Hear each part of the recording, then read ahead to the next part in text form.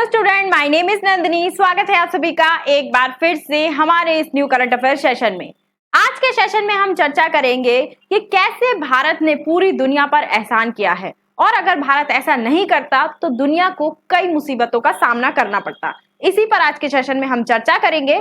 उससे पहले मेरी आपसे एक छोटी सी रिक्वेस्ट है, अगर आप हमारे चैनल पर नए हैं तो चैनल को सब्सक्राइब कर लीजिए, वीडियो को लाइक कर दीजिए, क्योंकि जितने लोग भी वीडियोस देखते हैं बहुत कम लोग होते हैं जो चैनल को सब्सक्राइब करते हैं। तो चलिए स्टार्ट करते हैं।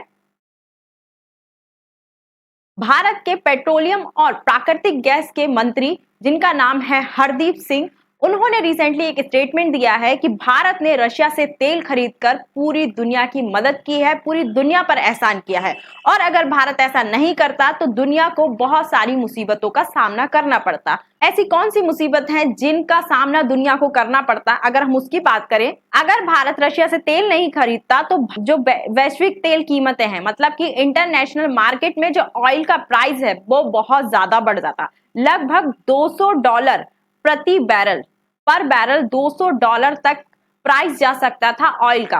तथा हरदीप सिंह का यह भी कहना है कि भारत ने रूस से तेल खरीदते समय किसी भी प्रकार का नियम नहीं तोड़ा है। इन सभी चीजों के बारे में अपने स्टेटमेंट में हमारे पेट्रोलियम मंत्री हरदीप सिंह जी ने बताया। लेकिन आप सबके मन में ये क्वेश्चन जरूर आ रहा होगा कि भारत का रशिया से तेल खरीदना दुनिया की कैसे मदद कर सकता है।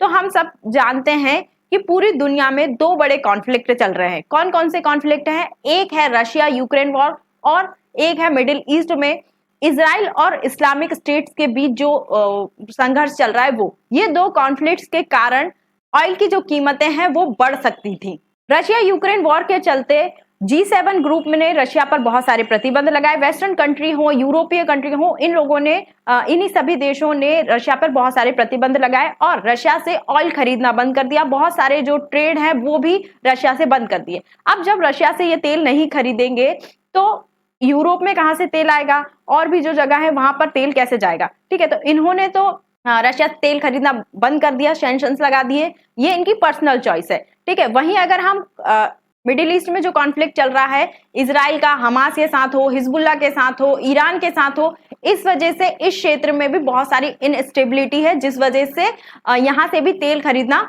मुश्किल हो रहा है। ईरान से तेल खरीद ही नहीं सकता। अगर ईरान से कोई ट्रेड करेगा तो उस पर इतने कठोर सैंक्शंस हैं। अगर कोई कंट्री ईरान से ट्रेड करता है तो उस कंट्री पर भी सैंक्शंस लग सकते हैं। तो ईरान से भी तेल खरीदना मुश्किल हो जाएगा। अब बचा कौन? सऊदी और भी जो मिडिल ईस्ट के कुछ छोटी मोटी कंट्री हैं जो तेल बेचती हैं, ओपेक कंट्री हैं, वो तेल बेचेंगी। तो कम ऑप्शन बचे हैं जो दुनिया में एनर्जी की जो कमी है, ऑयल की जो कमी है उसको पूरा कर सकते हैं। अगर मिडिल ईस्ट पर ऑयल की डिपेंडेंसी बढ़ती तो बहुत ज्यादा ऑयल के प्राइस में उछाल आता और इसी गैप का फायदा उठाया भारत ने। भारत ने देखा रशिया पर वेस्टर्न कंट्रीज ने सैंक्शंस लगाए हैं, वो वहां से तेल नहीं खरीदेंगे। अमेरिका ने बहुत बार भारत से भी बोला कि भारत भी रशिया से तेल ना खरीदे, लेकिन भारत ने अभी तक रशिया से तेल खरीदना जारी रखा है। ठीक है, वहीं मिडिल ईस्ट से अगर तेल खरीदते हैं तो वहां से महंगा तेल आता है। तो ये जो गैप है ऑयल की कमी का, वो गैप देखा भारत ने और रशिया से तेल खरीदना भारत ने जारी रखा। अपने देश लाकर उस तेल को रिफाइन कर अलग अलग देशों में बेचा। ठीक है, तो यहां पर जो वेस्टर्न कंट्री हैं उनका कहना है कि भारत ऐसा करके रशिया को युद्ध में मदद कर रहा है, क्योंकि ऐसा करके रशिया को इकोनॉमिकल बेनिफिट हो रहा है और उस इकोनॉमिकल बेनिफिट का रशिया युद्ध में उपयोग कर रहा है। लेकिन अगर हम भारत की बात करें, क्या भारत ने रशिया से तेल खरीदते टाइम किसी भी नियम का उल्लंघन किया है, किसी नियम को तोड़ा है? तो इसका आंसर है बिल्कुल भी नहीं, क्योंकि रशिया पे कोई ऐसा प्रतिबंध नहीं लगा है कि रशिया से अगर कोई देश ट्रेड करता है तो उस देश पर भी प्रतिबंध लग जाएगा, जैसा कि ईरान के साथ है। अगर ईरान की बात करें तो ईरान पर इस प्रकार का प्रतिबंध है कि ईरान से अगर कोई देश ट्रेड करेगा तो उस देश को भी प्रतिबंधों का सामना करना पड़ेगा। वहीं अगर हम बात करें, G7 ग्रुप ने रशिया के ऑयल पर केवल प्राइस कैप लगाया है। जैसा कि हरदीप सिंह ने कहा है कि रशिया के ऑयल पर कोई प्रतिबंध नहीं लगा है, उसके ऑयल पर क्या लगा है? प्राइस कैप लगा है। प्राइस कैप क्या होता है? प्राइस कैप होता है कि जो $60 का प्राइस कैप लगा है, मतलब कि $60 प्रति बैरल से ज्यादा का ऑयल रशिया नहीं बेच सकता। ठीक है, और भारत ने इस सीमा का पालन किया है। भारत जब रशिया से तेल खरीदता है तो $60 प्रति बैरल के आसपास का ही उसका प्राइस होता है। तो हरदीप सिंह के हिसाब से हमारे पेट्रोलियम मंत्री के हिसाब से भारत ने इस सीमा का उल्लंघन नहीं किया है। भारतीय कंपनी इस सीमा के भीतर ही रहकर रशिया से तेल खरीद रही है। और अगर हम इंटरनेशनल नियम की बात करें, इंटरनेशनल एक नियम है जिसे कहा जाता है उत्पत्ति का नियम। इस उत्पत्ति के नियम के अनुसार अगर भारत या फिर कोई भी कंट्री है, XZY कोई सी भी कंट्री से अगर तेल खरीदती है ना, तेल खरीदा और उस तेल को अपने यहाँ पर उसने क्या किया, प्यूरिफाई किया या रिफाइन किया, है ना, रिफाइन कर लिया यहाँ पे रिफाइनरी लगाकर, तो वो जो रिफाइंड तेल है उसकी उत्पत्ति किससे मानी जाएगी? भारत से मानी जाएगी या फिर देश से मानी जाएगी जिस देश में उस तेल को रिफाइन किया जा रहा है, उस देश को शुद्ध किया जा रहा है। ठीक है, तो इस उत्पत्ति के नियम के हिसाब से भी भारत ने कोई भी नियम नहीं तोड़ा है। और जो भी वेस्टर्न कंट्रियां कह रही हैं कि भारत ऐसा करके गलत कर रहा है, तो अगर एक रिपोर्ट के हिसाब से बात करें, एक शोध के हिसाब से बात करें, तो जो रशिया का तेल है वो रिफाइन होने के बाद ब्रिटेन तक जा रहा है, उस देश तक जा रहा है जिसने सबसे पहले ऑयल खरीदना रशिया से बैन किया था या फिर प्रतिबंध लगाए थे।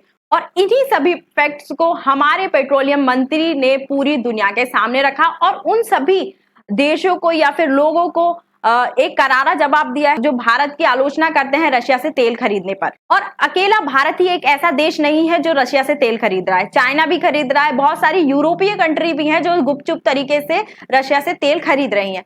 तो हरदीप सिंह ने पूरी दुनिया को अपने स्टेटमेंट से क्लियर कर दिया है कि भारत ने कुछ भी गलत नहीं किया है रशिया से तेल खरीदकर, बल्कि दुनिया पर एहसान किया है। अगर भारत रशिया से तेल नहीं खरीदता तो पूरी दुनिया में ऑयल की प्राइस बहुत ज्यादा बढ़ जाती, $200 प्रति बैरल हो जाता, इतना महंगा तेल आपको खरीदना पड़ता। तो भारत ने पूरी दुनिया को आने वाले संभावित ऊर्जा संकट से बचाया है। एक और भारत ने पूरी दुनिया को ऊर्जा संकट में पड़ने से बचाया है, वहीं भारत के सबसे अच्छे दोस्त रशिया ने भी भारत को एक बहुत बड़ी मुसीबत में पड़ने से बचाया है। क्या है वो मुसीबत? भारत के प्रधानमंत्री रिसेंटली ब्रिक्स की समिट अटेंड करने, हम सभी जानते हैं ब्रिक्स की समिट कहाँ हुई थी? रशिया में हुई थी। तो उस समिट को अटेंड करने पीएम मोदी रशिया गए थे और वहां पर पीएम मोदी ने रशिया के सामने एक बहुत बड़ी रिक्वेस्ट रखी थी। क्या थी वो रिक्वेस्ट? क्योंकि भारत में रिसेंटली फर्टिलाइजर जो होते हैं उनकी कमी आ गई है। मुख्यतः दो प्रकार के फर्टिलाइजर भारत में यूज किए जाते हैं, एक है डाई अमोनियम फॉस्फेट और दूसरा है एनपीके। इन दोनों ही फर्टिलाइजरों को भारत की खेती में बहुत तेजी से यूज किया जाता है, बहुत बड़ी मात्रा में किसान इसका उपयोग करते हैं फसल की बुआई के टाइम पर। अभी आप देख लीजिए, अभी रिसेंटली फसल की बुआई सर पर है और भारत में इन फर्टिलाइजरों की कमी आ गई है। तो भारत को पहले से पता था, क्योंकि भारत के जो एक्सपर्ट हैं, कृषि एक्सपर्ट हैं, उन्होंने पहले ही सरकार को चेता दिया था, पहले ही बता दिया था कि भारत को आने वाले समय में फर्टिलाइजर की कमी या फर्टिलाइजर संकट से गुजरना पड़ सकता है। तो आप उसका बंदोबस्त करके रखें या फिर उसको प्रोडक्शन को इंक्रीज करें। लेकिन अगर हम बात करें, जो रशिया और यूक्रेन वॉर चल रहा है, उस वजह से जो भी फर्टिलाइजर बनाने के लिए कच्चा माल आता है, पोटेशियम हो, पोटाश हो या फिर नाइट्रेट हो, ये सारी चीजें रशिया और बहुत सारे देश हैं जो सप्लाई करते हैं, लेकिन मेनली रशिया करता है। तो जब ये वॉर हुई, रशिया यूक्रेन वॉर हुई, तो ये जो सप्लाई चेन है ये डिस्टर्ब हो गई। इस डिस्टर्बेंस के कारण केवल भारत को ही नहीं, दुनिया के बहुत सारे देश हैं जिनको इस मुसीबत का सामना करना पड़ रहा है। पूरी दुनिया में ही कृषि के लिए खाद की कमी आ गई है। ठीक है, तो इस संभावित संकट से उभरने के लिए भारत ने रशिया से रिक्वेस्ट की और रशिया के प्रेसिडेंट व्लादिमीर पुतिन ने रिसेंटली डिक्सन क्लब में एक स्पीच दी। उस स्पीच के दौरान उन्होंने एक बड़ा ऐलान किया कि भारत को जल्द से जल्द इन सभी फर्टिलाइजर की पूर्ति की जाएगी, सप्लाई किया जाएगा भारत को। तथा इस स्पीच के दौरान पुतिन ने भारत को ग्रेट पावर भी कहा और कहा कि भारत की संस्कृति, बढ़ती हुई अर्थव्यवस्था और बढ़ती हुई जनसंख्या को देखते हुए भारत में वो सभी योग्यताएं हैं जो एक सुपर पावर देश में होनी चाहिए।